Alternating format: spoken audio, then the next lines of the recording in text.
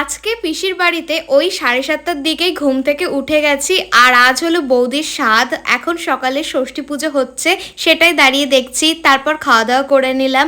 খেলাম ভাত, মাছের তেলের চচ্চড়ি, ঝুরি আলু ভাজা আর ডাল।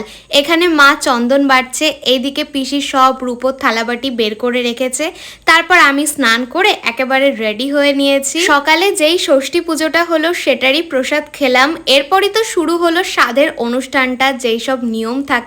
বৌদিকে দেখতে তো ভীষণই মিষ্টি লাগছে।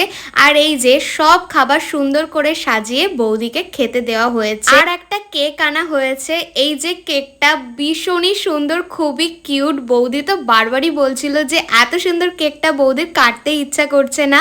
তারপর দাদা আর বৌদি দুজনে মিলে কেক কাটিং করলো। এরপর পিসির সব খাবার থেকে অল্প অল্প করে খাবার নিয়ে ভাতের সাথে মাখিয়ে বৌদিকে খাইয়ে দিচ্ছে।